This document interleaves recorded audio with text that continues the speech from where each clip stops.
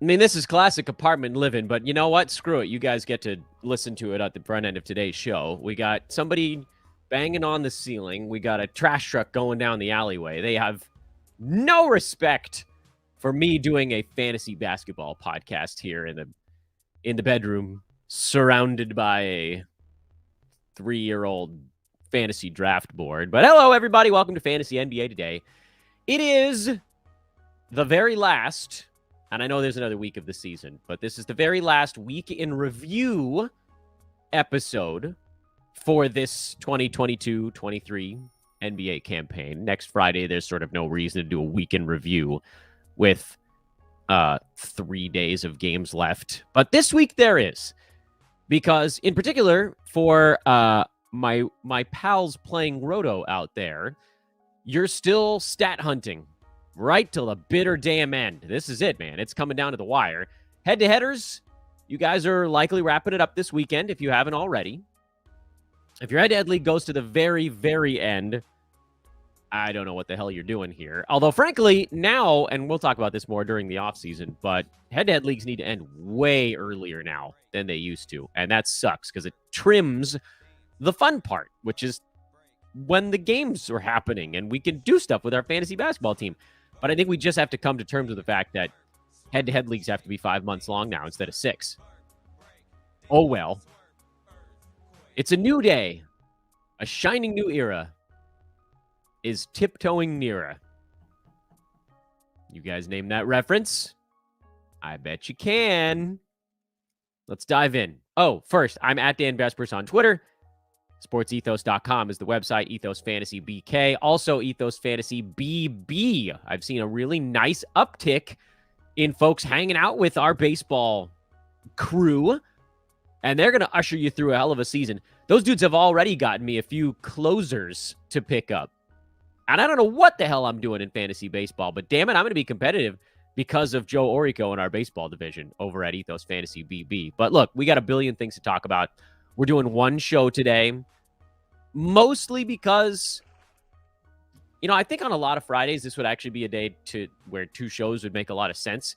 But there's two reasons we're only doing one today. Number one is tail end of the season.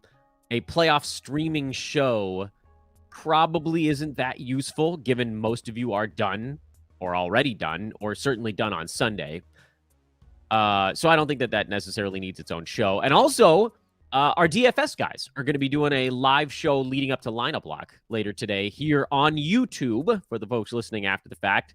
Another reason to subscribe, youtube.com/sportsethos. The DFS guys will be breaking down the card and all the crazy injury news and what to pull from an insane 13-gamer coming up tonight. But we will look at all the teams over the weekend, our typical Friday look ahead, all of that mushed here into one show. But let's dive into the rest of season ads. We'll start things off. You guys know how our Friday shows. We got ads, we got chopping blocks, we got holds, we got watch lists, we got injury streams. The injury streams are out of control, by the way. But rest of season ads. Start with the Atlanta Hawks. Folks watching on YouTube are watching me go out of order to how I actually typed them up here. I'm putting Onyeka Okongwu on the ads board again because no matter how awesome he's been, there is still skepticism. And I don't entirely understand why.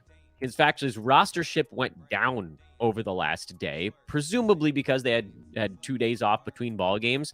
But this is a guy now that is number 89 per game on the season. And over the last month, in 21 minutes a game, he's number 50 in 9-cat. He's a monster. He's going to be a monster for I don't know how long. I have no idea how the Hawks would get off of Clint Capella's contract. I don't know that they can. But it just feels like every week, every month, this thing inches a little bit closer to the Okongwu show. Hasn't gotten all the way there yet, but damned if it's gonna. So hang tight on that one. And then John Collins, who he is more heavily rostered because he has the larger name and he's been starting all year. But I know he did get dropped in a bunch of spots when he went through a pretty significant rough patch right around the trade deadline and then into the coaching change. But he's won his job back. He's in that sort of 28 to 33 minute range. And I know he hasn't been terrific over that stretch, but he's been good enough. And sometimes good enough is all it takes. I think he's like just inside the top 100 over the last couple of weeks. 16 points, 6 boards. The defensive stats will probably come up a little bit. Field goal and free throw are usually decent for him. He for head-to-head, he has profiled a bit more as a schedule stream type of play, but on his own, he is startable again these days. This is one that I think is going to get a little bit of pushback, and that's Jalen Duren, who continues to sit behind James Wiseman in the Detroit center pecking order because Detroit wants to have the worst pick or the worst record. They want to have the best odds, not just for the number 1 overall pick, because I know, and we've talked about this a million times, and if there's somebody watching for the first time, please don't yell at me. There is an advantage to having a worse record than the other 2 teams who are tied with you at the bottom 3. By now, everybody basically knows that the bottom 3 teams have the same probability of getting the first overall pick. But if they all get pushed out of the top 3, if 3 non-bottom 3 teams lotto into those top 3 picks, the worst record gets 4th. There is a reason still to have the worst record. And now for Detroit and Houston and San Antonio, they've sort of done the legwork to be in that bottom 3. Tanking a little harder right now doesn't really hurt. They also kind of want to see what James Wiseman is, and that's fine. I understand that part, but that's no reason to give him the bulk minutes as the starter. The bulk minutes for Wiseman right now is because Jalen Duren is better. Simple. He's better. So I like him. Duren can do enough in like 22 minutes per game to be in probably around the top 100 in that range, frankly. It'll depend a little bit on small sample size stuff here. Do the defensive stats come, or is it like a week and a half where they're not as much there? So yeah, a lot of it's going to ride on a little bit of a dice roll, but I love Jalen Duren. I love watching him just knock people around. So I've added him where I can. And look, I love field goal percent, and I love rebounds, and I love defensive stats, and he's going to get you those. The question is how many, and, are there games where he gets to push out in front? Marvin Bagley is also on my rest of season ads board. You guys know that I am not a Marvin Bagley fan, but that also doesn't mean that I can't be pragmatic. And when he's playing 30 minutes a ball game, he's probably going to be a startable player in most formats. No, he doesn't do much besides field goal percent, points, and rebounds. He's not a great defensive stat guy. The rebounds also are going to be a little bit of an issue because he's a power forward and not center, but he'll be okay, I think, in that department. But then you're going to have games like the last one where Eugene Omoruyi outplays him and Bagley has 8 points, 3 boards, and 3 assists. However, leading up to that, 30 minutes, 41 minutes, 30, 36 minutes, those games were ones where you're getting fantasy value out of him. And he's just frankly on the floor enough right now where you almost have to. So Bagley is a rest of season guy. And my last rest of season guy is actually a little bit more fringy, which feels funny because he's probably the name I'm going to say where the greatest number of you are all going to go, yeah, that's the one. And that's Austin Reeves, who posted these obscene numbers with LeBron and D'Angelo Russell out. And the Lakers have shown themselves to be a vastly superior team when Reeves is on the floor. And finally, Darvin Ham and his coaching staff are like, all right, Austin, you can hang out in the starting lineup now instead of shoehorning these other dudes in there. It has weakened the Lakers bench, but it makes the team overall better. So I think he keeps his starting job. But the issue is, and that Chicago game 2 days ago was kind of fool's gold in that Reeves played 29 minutes. Okay, that's fine. Around 30 minutes a game is sounds good to me. Had 19 points, 5 assists, and a steal and a three-pointer. And that sounds outstanding, which, frankly, it was pretty damn good. But we need to look at usage and opportunity. And those numbers are going to be lower for Reeves with D'Lo and LeBron back in there. And so he had this big game, but he did it on only 8 shots and 4 free throws. which you have to compare this to the games where LeBron and D'Angelo Russell were out. The previous game, LeBron was back, 10 shots, 1 free throw. The game before that, guys were missing. 12 shots, 4 free throws. Game before that, 10 shots, 13 free throws. Game before that, 14 shots, 18 free throws. The usage will be lower, and Reeves is a guy who needs usage because he's not a big defensive stats dude. Not atrocious at it, and actually defensively he's not terrible, but that doesn't translate into steals all that often. He will get you some assists here, playing alongside players who are good. Like, good to great, actually. But, again, he's not the primary ball handler. And he's not running the second unit now either, with Dennis Schroeder floating around in that second unit. So, Reeves is set to take a hit. Even while I say all that, it still seems like because of his efficiency, he's been an awesome field goal percent and free throw percent guy. And now that he's added passing to the mix, he probably does stay above the cut line, but he's trending down. He's trending down from like a top 50 run to more like a top 100 to 115 type of run, I believe. And we'll kind of see how this thing shakes out.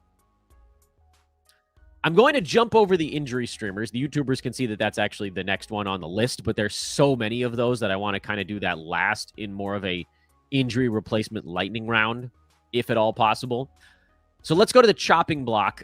Christian Wood is the first name on the chopping block. He's someone we've talked about at great length on this podcast and how he's probably not someone that needs to be held when both Luka Doncic and Kyrie Irving are healthy. When either of them is out, Wood gets playing time. When both of them are out, Wood goes buck wild. But I don't expect that to happen the rest of the way. I guess we don't know, but, only a handful of games left. So now as guys have come back and Wood has seen his minutes cut when each one of them return. Like when they're both out, he gets to play 26 to 30 minutes. When one of them's in, he plays like 22 to 24 minutes. And when they're both in, what did he get in that last game? Like 13 minutes, something like that. He's more between 12 and 20 in that zone because they just don't need his offense. They need someone who's out there and that's going to go stop somebody. Christian Wood is outside the top 115 over the last 2 weeks. That includes a stretch where Kyrie was out. And then over the last 1 week, he's averaging just 17 minutes a game, and he's sitting near the edge of the top 150. So this is going to end up as a pretty big disappointment, I think, of a season for Christian Wood. I feel like a deep breath, honestly. I said this earlier this week. I dodged Wood. You guys know we talked about how I was fading him on draft day, and then he went on that hot run, and I thought, uh-oh. did we biff this one? Nope, didn't biff it. Anyway, he's droppable, probably. But I call it the chopping block now because I want to put the final call in your hands. A little bit of a buck passing here on Fantasy NBA Today. I think you can drop Christian Wood. There's not enough games left in the season to think, well, what if somebody goes down? Somebody goes down, you pick him back up. Jared Vanderbilt's a drop. I liked him for a stretch while LeBron was out, but Wenyen Gabriel chopped into his minutes, and now LeBron is back, so meh.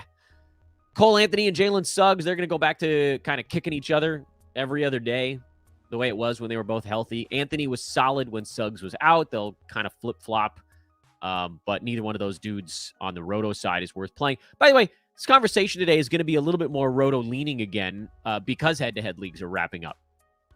And I get it. Orlando's got games today and Sunday, but they're overload days. I don't think either of those dudes is going to put up overload-worthy stat lines, which, okay, here's something. On an overload day, you're treating your lineup like all of us dudes that play Roto. You're picking your 10 best, effectively. That's what a lot of Games Cap Roto leagues are. You're picking their, 11th or 12 best players over the course of a week.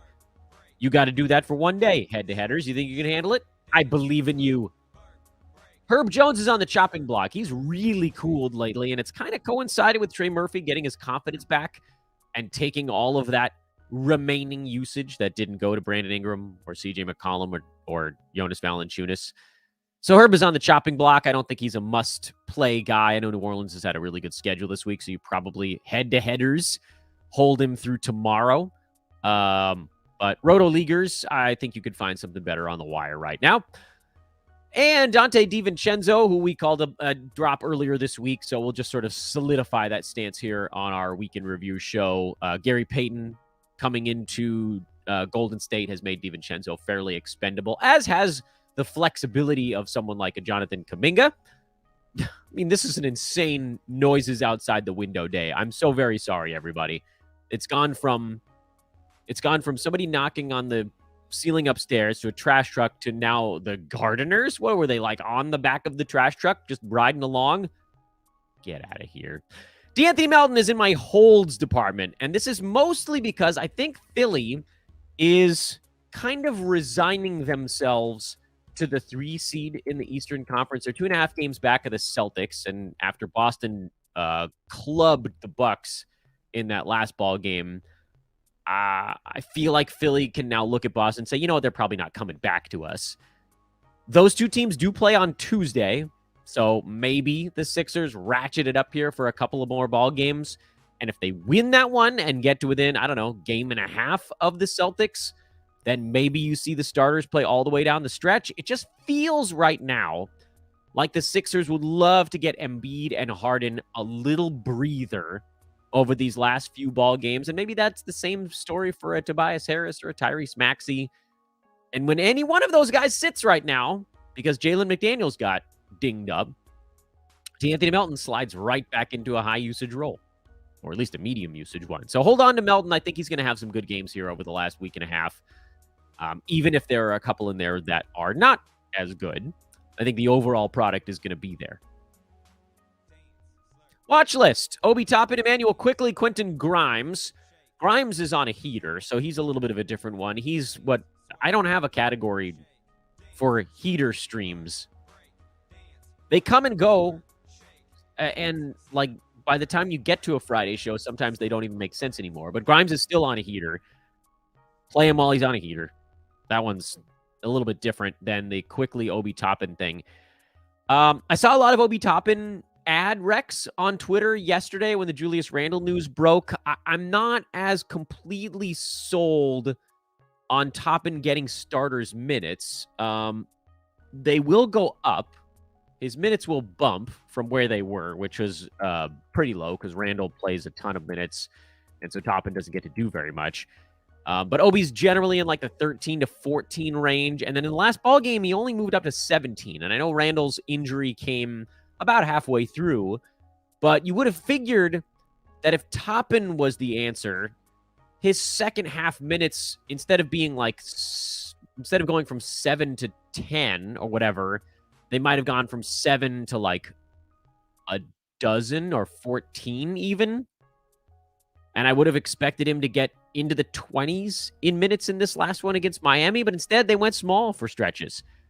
They're willing to play Josh Hart at power forward against the teams where it makes sense. Now, they've got Cleveland, so tonight, by all accounts, is more likely to be a night you see Toppin because the Knicks will have to go a little bit bigger. Evan Mobley, well, actually, is Jarrett Allen still out? Let's get our Jarrett Allen update on that one. I think he's doubtful. Is that the last update on Allen? I'll dig that up while we're talking about this. If Mobley's at center and Jarrett Allen sits, and I think here, wait, we'll get this information. Yes, it sounds like Allen is expected to miss this ballgame. I think he's doubtful. So then, Lamar Stevens, is that the guy on the other side? Isaac Okoro, something like that. That's not a big dude that's going to beat you up on the interior. Toppin might start, but you might also just get a crap ton of Emmanuel Quickley if they don't like the way the Toppin matchup is going. So yes, Obi gets a bump. His 14 minutes a game or 13 minutes a game probably jumps up towards, 20. But I don't know that he gets to the 24 to 30 range that he probably needs for sustained fantasy value. So yes, I'm a little bit lower on Toppin than the general Twitter public. Maybe it works out. Again, Cleveland tends to go a little bit big, although they don't have the personnel for this one. Washington, the Knicks' next ball game, they're not playing that huge right now. Indiana, they're not big. Pelicans are pretty large. Maybe that's when you see more Toppin.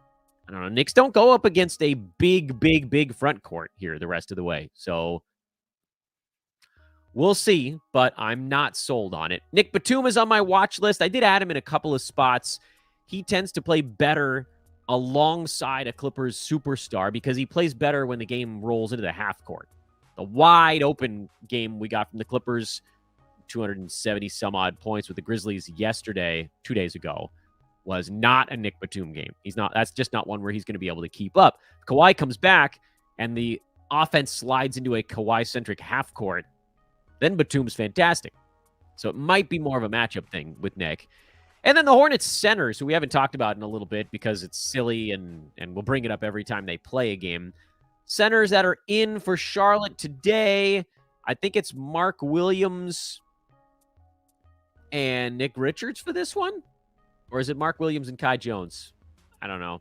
If Mark Williams is playing, you can use him in whatever format. And I think he's got the next two in. I've lost track. I'll admit it. I've lost track of the Charlotte center rotation right now. There's Angles here on the Roto side, playing whoever's starting at center for the Hornets and then abandoning ship when they get their scheduled rest day. But, again, head-to-head side, you can't deal with that.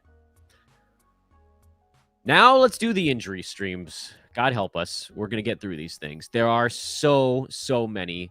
1, 2, 3, 4, 5, 6, 7, 8, 9, 10, 11, 12, 13, 14, 15, 16, 17, 18, 19, 20, 21. Woo, boy. That's over a full team's worth. Reality team. Forget fantasy team. You can build 2 fantasy teams out of the injury replacements right now. But we're going to do this a little bit of a lightning round. I don't think you need that many explanations. If there's one where I want to pause and say a couple of words, I will, because no one can interrupt me. It's my damn show. Whiny little. Trey Murphy, who's basically a rest of season play because he's cooking because of Zion. Who knows when Zion will ever play another basketball game. Bruce Brown is an injury replacement because Kentavious Caldwell-Pope is questionable and Jamal Murray, one of those two, or both, possibly missed this game for the Nuggets on the back-to-back. Benedict Mathurin is a streamer while Buddy Hield is out, although Hield did practice. Apparently, we got word that Buddy had to go to the ER for the flu he had, so he was pretty beat up there for a couple of days. Mathurin might still hold value after Hield comes back. I'm not fully sold on it, but again, with no Halliburton, no Miles Turner, Nesmith, I think, is questionable. You might still have enough there. Andrew Nembhard. Oh, I jumped over Isaiah Jackson. Isaiah Jackson with Miles Turner out. Nembhard with Halliburton out and TJ McConnell seemingly dialed down is a pretty good kind of like punt defensive stats type of point guard play. That one to me actually required one sentence of explanation. Taylor Horton-Tucker with the Jazz looking like maybe they're going into shutdown mode here. I thought we might see Lauri Markkanen for a game or two the rest of the way, and maybe we still do. But if you got Sexton, Clarkson, and Markkanen all out for Utah, then THT, with all of his warts, is going to have enough usage for value. Chris Dunn, Ochai Agbaji are the 3 Jazz. Sandro Mamukelashvili with Zach Collins sitting. I think he's out for this one for the Spurs. So Sandro gets the 1-game play. Russell Westbrook, you guys know my feelings on Russ. Probably not a 9-cat roto play, but with Paul George out, you got... I just did a Canadian thing there. I'm not Canadian. With Paul George out, stretch the mouth out here a little bit. Russ is going to get to be maximum Russ, and that's good enough in a lot of builds. Rob Covington, if PG and Kawhi are both out, because you know me, anytime I can find an excuse to throw Rob Covington into the mix, I'm usually going to do it. Xavier Tillman, when the Grizzlies play bigger teams, which they are mostly doing these days. Shaedon Sharpe, Matisse Thybulle, Drew Eubanks for the Blazers in full shutdown mode. Trendon Watford would also make that list for the Blazers if he is indeed back for the next ball game, which he has been upgraded to questionable. So we may get some Trendon action here coming up. I like Trendon was actually my favorite stream on that team before he went down. He may just jump over all those other dudes. That would be totally fine by me. Monte Morris, Denny Avdia, Delon Wright with the Wizards seemingly in shutdown, although it does look like Kristaps Porzingis. My guess of him trying to get to 70 games has not been completely obliterated, not yet at least. Theo Maledon, if Dennis Smith Jr. is still out, for the Hornets, and Svi Mikhailiuk, who I only really feel comfortable using if Kelly Oubre Jr., Terry Rozier, and Gordon Hayward all sit for Charlotte, because I need to make sure that Svi has every little droplet of usage they can probably get to him, and then I'll feel comfortable dropping him into a lineup.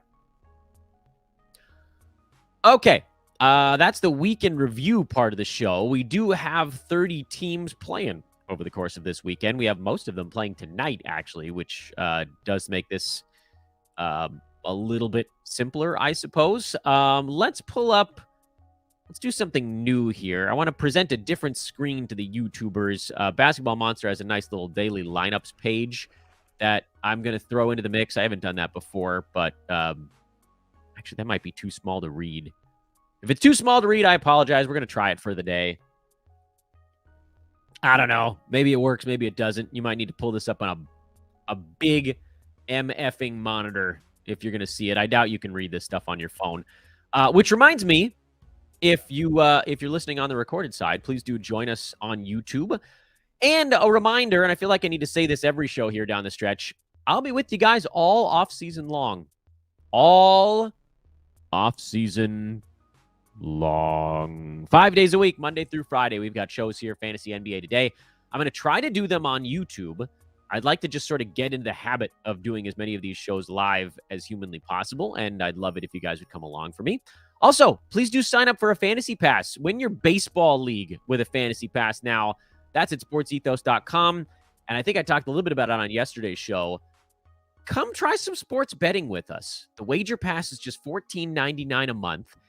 And I'll tell you what, if you reach out to me on Twitter, at Dan Vespris, I'll give you a coupon code, and you can basically try the first month of the Wager Pass for damn near nothing. Not all the way to nothing. I can't discount it all the way. But I'd love to get you guys venturing into that world. We have a really good team that's not trying to tout. They're not trying to ram crap down your throat. They're trying to give you winners and teach you along the way. And I feel like we can turn some people into folks that enjoy sports betting and keep it away from the world that it used to be, which is pretty sleazy. Sports betting was very sleazy. I worked in it for a while. It was a gnarly little place. But now that it's opening up to the masses, we need to make sure people understand that they're doing it the right way, the safe way. Practice safe betting. Let us be your sports betting condom. Ew. I'm going to leave that in the show. That's gross, but I'm leaving it in the show. All right, let's do a look ahead. Let's do all 30 teams. Sit back, relax, and let me lightning round my words at you. Chicago, Charlotte, first two. We'll just go through it piece by piece here. Nothing really on the Chicago side. Again, we're sort of past the point of long streaming discussion now. Bulls have the 2 high volume days, so you're not doing anything with that, and you've likely used all of your roster moves, and if you haven't, you should be using them tomorrow anyway to try to squeeze out a game on a lower volume day.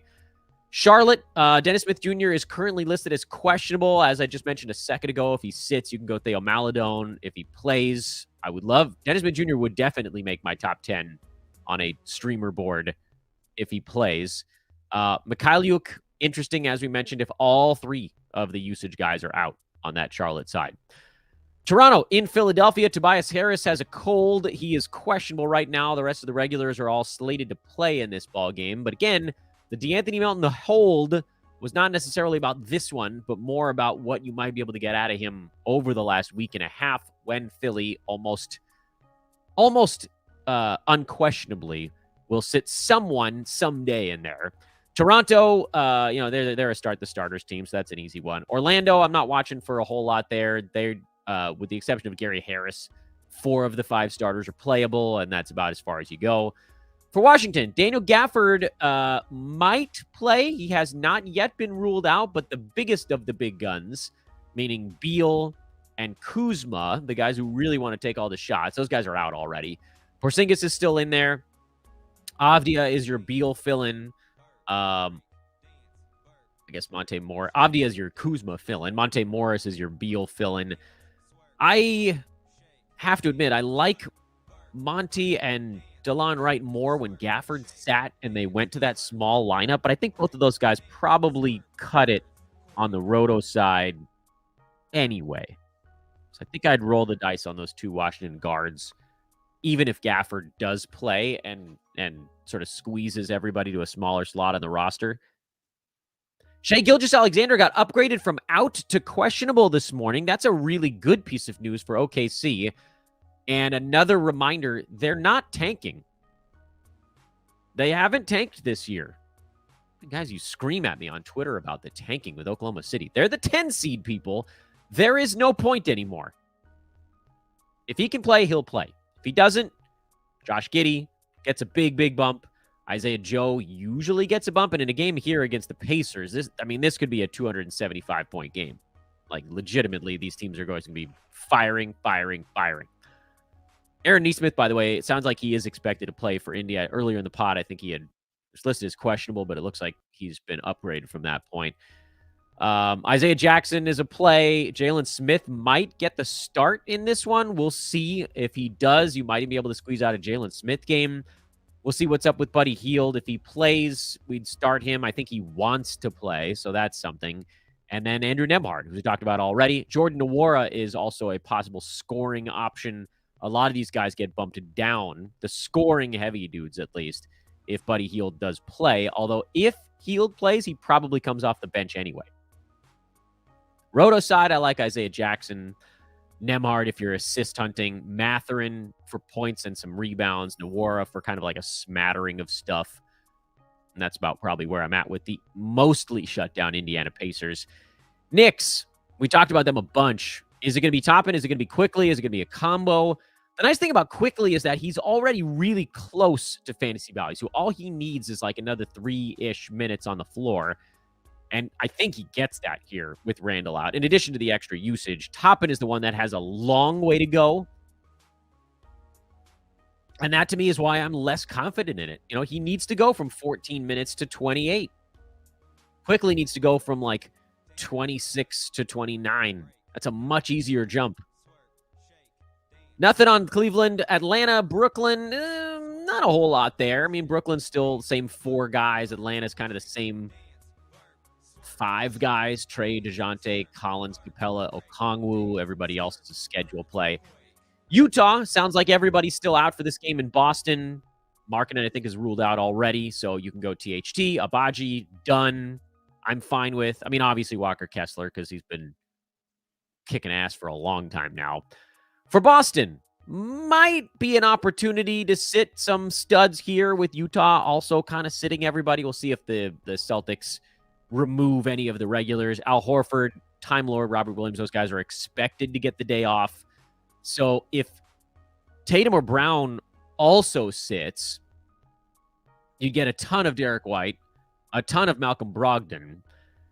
You could possibly even get a big Grant Williams game, although he's a little bit iffy. And then, you know, Blake Griffin is your weirdo fill-in start, but I don't think I'm going down that path. Lakers, we talked about already. Austin Reeves is the only one that you're sort of teetering on the fence with here. Minnesota, I'm still rolling the Kyle Anderson dice. I think Mike Conley has a pretty good ball game. They're going to need him to stabilize here against the Lakers.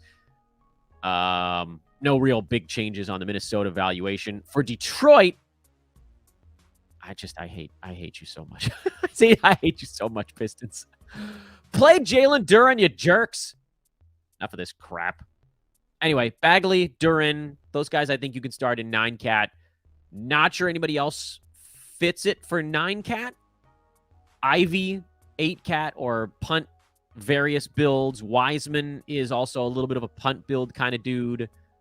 Hayes is, I think, way down the board here, but, you know, I get it. Like, if you wanted to try to wring 4 assists out of somebody, I wouldn't.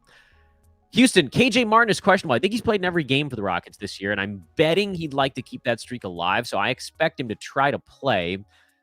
But even if he plays, he's not going to be at full strength, so it's probably a better game for Tari Eason now on the Houston side. Clippers, Kawhi Leonard is questionable. If he's out, you could probably go Russ, Zubats, and Rocco, maybe Bones. If Kawhi is in, it really does change things dramatically. You go Kawhi, you probably still go Russ. Zubats is still okay. It probably changes the Bones Rocco combo to Batum instead. So that's a lot hinging on whether or not Kawhi is in this one or the game tomorrow. Memphis, everybody's back, so nothing, no surprises there. Sacramento, no surprises. I think the Kings, feels like the Kings would love to get a little bit of a breather here. My guess is that they play this one out because the Grizzlies have the Clippers, so the Kings are going to hope that Memphis loses this game and they can claw to within a game of the Grizz.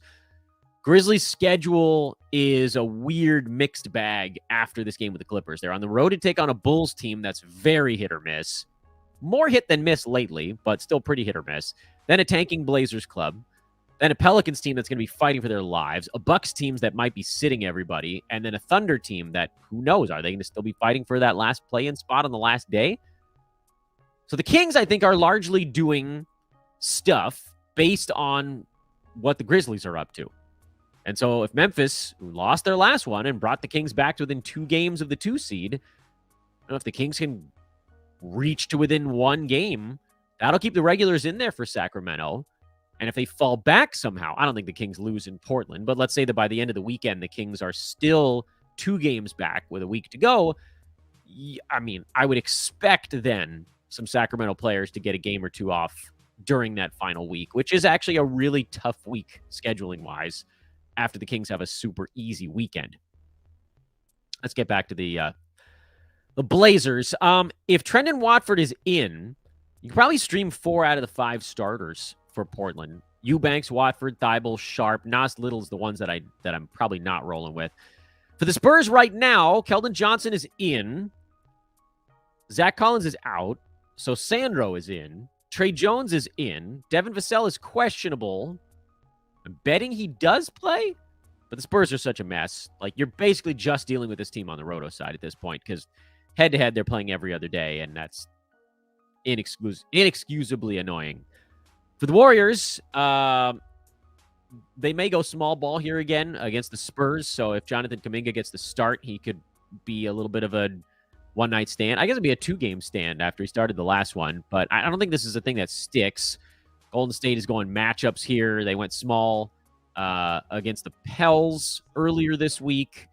They'll probably have to go big against Denver if Jokic is back. Thunder, maybe they go small again. Sacramento, they'd go big, so on and so forth. So again, you're going matchup ball with Jonathan Kuminga. Denver, Jokic is still questionable, right? Calf soreness. KCP has the flu. Jamal Murray is dealing with the knee soreness, so this might be a throwaway game for the Nuggets. We'll see. Phoenix is just going to want to get Kevin Durant acclimated, so I expect everybody to play for the Suns, and especially when you consider the fact that the Suns are a half game up on the Clippers for the 4 seed, so they're gunning for it right now. Phoenix is actually, believe it or not, a pretty damn good team to have the players on down the stretch. Go figure. Trying to guess which of these teams is going to be playing all their guys. Man, what a bleep show. Let's turn to Saturday. We don't have the lineup sheet to go off for that one. Dallas, we've talked about them. It's basically just the 2 superstars. Miami, main 3 guys, as far as I'm going with that. Clippers, we talked about. Pelicans, Herb Jones has moved out of the picture for me. So it's the other starters for New Orleans, which would be CJ, Trey, Valanciunas, and Brandon Ingram. And then is there anybody that doesn't go Friday or Saturday? Milwaukee, I think, the only team that doesn't go today or tomorrow. And for them, when they're healthy, it's the main 4. So no real fantasy surprises there. And that brings us to the end of our last week in review edition of this season of Fantasy NBA Today. Again, we'll be back with you. Don't worry. 5 shows every week. Fear not. It just won't be week in review. Monday, we will have our very last reverse chronological lightning round of this NBA campaign. We're starting to wrap things up here on Fantasy NBA Today. We'll roll you through next week. We'll analyze every card as we have been. And then by Friday of next week, we'll start to do a little bit of a season in review. And we'll roll into Monday. We'll start handicapping the various playoff stuff. Do some handicapping on the pod. And we'll do lessons learned. Can't believe we're that close to lessons learned already. Man alive. Oh, guys, I'm going to miss these games soon. Not going to cry yet, though. We still got a week and change left. But, yeah, I do always feel down when that happens. Hey, again, go check out our guys over at Ethos Fantasy BB when you can. Like maybe now would be a good time to do it.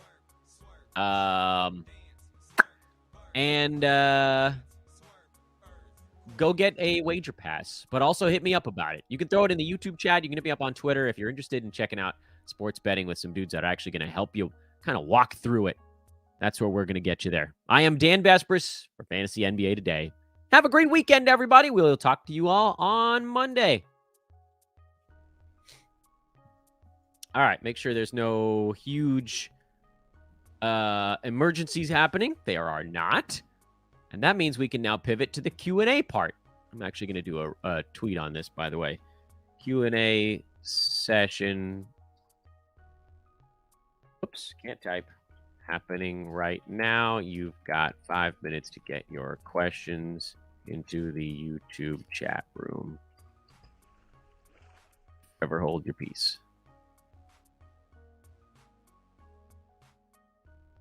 Or not. I'll leave that part off. Okay, let's see. We got some questions here over the course of the show. Where do we leave off? We left off with Cole telling me to go get water. And I did. Hey, like and subscribe, by the way, while I got you guys here. I know that this is not exactly a high traffic new subscriber time of the year. That's okay. Like and subscribe. Again, you know, I think at this type of the year, we're really just trying to hold on to the subscribers we already have. But if there's any of you watching that haven't tuned in before, we're going to keep this going all off season long. I have a bazillion ideas for next draft season. And a lot of them are just like mock drafts until you vomit. Better pick up with Julius Randle out, Toppin or Hartenstein. Between those two guys, I'd probably lean Toppin because Hartenstein's really going to be battling with Mitch Robb for the center minutes. I mean, I like Hartenstein, and he played more in the last one, but it was because Mitch Robb wasn't playing. It wasn't because Randle was out. It was just like Hartenstein outplayed Robinson. But I still think Emmanuel Quickley is going to be the guy who jumps from one side of the cut line to the other in a lot of formats. If SGA does not play tonight, should I drop him? Could pick up Avdia or THT with my last move. No, it sounds like he's super duper close. So even if he doesn't play tonight, you got to hold on. Plus, with an overload day, I don't know that there's that many guys you could even slot into your lineup. So, nope. Yeah, I agree. Discussion happening about this particular question in the chat room. Better weekend steal stream. Rocco, DeLon Wright, Matisse Thybulle, Chris Dunn, or Bruce Brown. Matisse Thybulle is a Mondo steals stream. So for sure, he's on the board here. Rocco is interesting because the Clippers go on the low volume day tomorrow. But that's going to depend on which game Kawhi plays. So if Kawhi's in today, that would mean he's off tomorrow, and you probably get a big Rocco steals day. If Kawhi sits today and you're overloaded, there's sort of no point because then Rocco might not even play tomorrow. Bruce Brown is interesting because Denver is resting a whole bunch of guys today, most likely in the second half of their back-to-back. But then they're only on the high volume days. DeLon Wright is also on the high volume days. I think I probably go Thybulle and DeLon. Unless we find out that Kawhi is sitting tomorrow, and then you could get the overload reprieve by going Rob Covington. What about TJ McConnell stream today with Halliburton out if I need a point guard and Nembhard isn't available? Yeah, I just don't think McConnell's going to play more than about 23, 24 minutes, so it'll be fine, but it won't be great. No question here, Dan. Just want to say thanks for all the help my finals week, and I have Tatum, Halliburton, and Leonard, so yeah, but it is a good learning lesson. Yeah, I think the learning lesson for all of us here, Tim, is that and I'm guilty of it too, I love to keep leagues going as long as I can. But I also know that the integrity of the league is the most important thing. And so having a league going until now no longer makes sense. In the modern NBA, the last 3 to 4 weeks of the season are a cluster mess. It used to be the last 10 days. then it was 17 days, and now it's a month. Like, there's a month of basketball now where you cannot trust that guys are going to play even when they're healthy. And that sucks. So I think we all just need to adjust our head-to-head finish to mid-March next year and accept the fact that our fantasy leagues are just going to go shorter. You starting Jalen Duren or Mark Williams in a points league? I'll go Mark Williams. I think he's probably going to start. He'll probably get more minutes than Duren. Even if Jalen can do a little bit more on a per-minute basis, it's not that big of a gap there where I would play the guy who's playing fewer. So give me Mark Williams. With TJ McConnell ramping down, is he still worth a play for assists, steals, and percentages, or would you move off him for the rest of the week? Yeah, I mean, assists, steals, and percentages you'll probably get out of him. What do we think? I'll say 5 assists, 1.5 steals per game, and okay percentages. And that'll do if you're just targeting those 4 categories. You saw my wrist there? That's from sitting on the mouse pad for the length of the show. Look at that little mouse pad mark. Ow. Who do you bench tonight between Bridges, Young, Jalen Williams, Porzingis, Claxton, JJJ, Jokic, Derek White, and Vooch? Oh my God, dude. That's ridiculous. Well, Jokic might not play, so that would give you 1 if he sits. If Jokic is in, I'll probably bench Derek White. Now, of course, half of the Celtics could sit. If Jason Tatum and Jaylen Brown are out or one or the other, then Derek White moves back up the board. It's probably Jalen Williams and Derek White if everyone on this list is healthy. And then you just adjust based on who's in and who's out. I need to drop 1. Najee Marshall, Josh Richardson, Norm Powell to activate Kelly Olynyk. I think I would drop Najee. But I hate missing out on that game tomorrow. I guess you could possibly get a game tomorrow from most of these guys. Yeah, it's probably Najee Marshall. Hey, Dan, how's your year looking? Any wins? Thanks for everything. Pray for my Shea. My only chance for a finals win. I did not win my head-to-head leagues. Made it to the semis. Lost there. Just, wrong guys missed games on the wrong days. That's what it came down to. I actually tied 4-4-1, but I lost the head-to-head season battle with the team that I was playing against in the semis. So 1 more block. If Nick Richards doesn't sit that last Sunday, I probably go on to the finals and so on and so forth. However, I have a very good shot to win 4 of my 6 Roto leagues. Almost definitely going to win 2 of them. And then the other 2 are going to come down to the wire. So it'll be either first or second place, I think, in those 2. So really powerhouse year in Roto for me. And then head-to-head, like always, league went until the second to last week of the season. And if your team has more injured guys, you lose. If your team has less injured guys, you win. Hallie got ruled out yesterday for today's game. Yeah, I didn't think did I say anything about Halliburton playing? I didn't think he was playing. Was somebody else talking about that? Yeah, Halliburton, I think he's done for the year. In Roto, drop Bagley, Watford, Easton, John Collins for Tillman, Isaiah Jackson, Toppin, Cole Anthony, Corey Kispert. I would drop Eason for Jackson. And I might drop Bagley for Tillman also. But I'm going to hold on to Watford because I think he's going to go mega. And John Collins is also better than those other options. So there you go. I'd rather have Tillman and Jackson than Bagley and Eason of that board. Who should I target for blocks? Bismack Biyombo, Torrey Craig, Chris Boucher, Isaiah Jackson, Patrick Williams. Got to be Ijax, Isaiah Jackson. Thank goodness his name was in there because I was going to really struggle with picking between the other ones. But Isaiah Jackson is head and shoulders above those other dudes. And that brings us to the end of our live show. Thanks for the questions, everybody. Have a wonderful weekend. Again, 1 more week of in-season shows, but we will continue to have this show forever and ever and ever. Like and subscribe, please. Appreciate your help growing all of our stuff here. 5-star review if you guys are listening to ever on the recorded side. And hopefully I will see you guys over on Twitter. It's at Dan Besbris over there, DanBesbris. And yeah, I think that's it. Yeah. Am I forgetting anything?